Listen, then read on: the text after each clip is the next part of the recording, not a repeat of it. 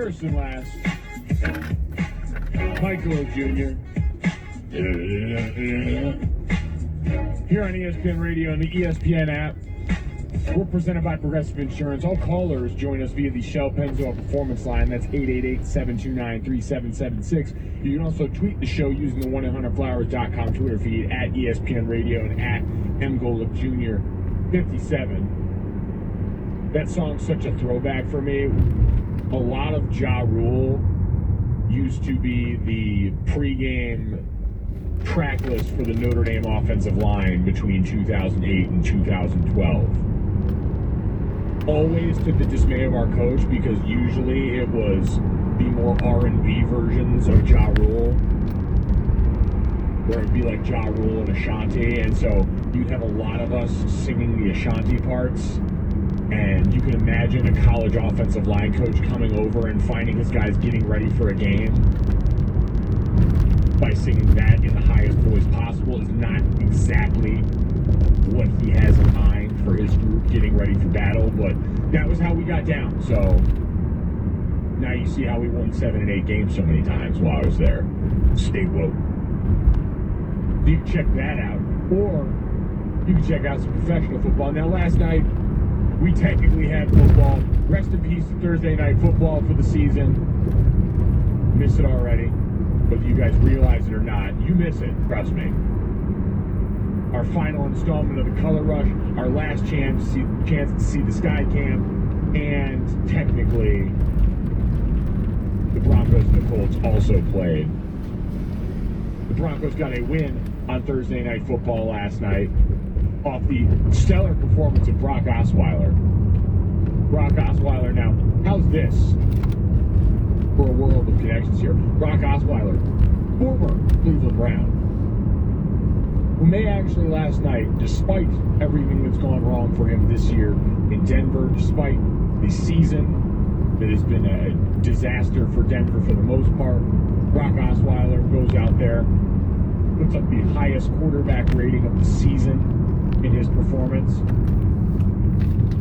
Look at the 20 action plays, of course. Forget about that action. All about that action, Faust, is Brock Osweiler. The Broncos out has the best performance QB quarterback rating-wise of any backup quarterback in the 12 years that ESPN has started tracking that as a stat. Cementing his place as a quality backup, probably in the NFL, as long as we don't try and make him more than that. So we had all that happen last night, and even despite everything that's going on for him, he still probably can look over at his old team, the Cleveland Browns, and go, ooh, you know what, it could be worse. Now, Browns, obviously, record-wise, it's been awful. One win in their last 27, 28 games. Just fired their old GM, brought in their new GM, John Dorsey, football guy. Sashi Brown on the way out. Hugh Jackson still gets to stick around, and now the interesting point of contention becomes what happens going forward, although John Dorsey, the Browns' new GM, already seems content to look back. Now, John Dorsey spoke on whether Hugh Jackson would return in 2018, something that has already been indicated as a strong possibility. Hugh Jackson's been given that vote of confidence, but nonetheless, John Dorsey was asked to weigh in. I've always said I live in the present, and I'm built for the future, so I live in the present. Right now, the sun's out, the Tarks are coming off the field, we're practicing outside, we get ready to play the Baltimore Ravens, which is a divisional game. That's my sole focus, and then it's also getting familiar with the whole layout and the organizational structure in terms of creating my daily routine. First and last, Michael Jr. That daily routine also apparently involves throwing some pretty solid shade at the prior regime. John Dorsey, when talking in a radio interview with the ESPN Cleveland station,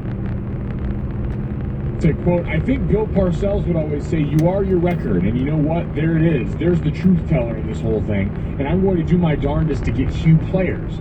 That's all I can ask for, and that's all I can do. I like the man. And you know what? I got to say, you got to get a guy like that players. And you know what? I'll come straight out with it. The guys who were here before in that system, they didn't get real players. interesting. Now, when you look at this, and when you look who the Browns have drafted in the last couple of years, this again becomes one of those situations where, because they didn't land a quarterback, you get to look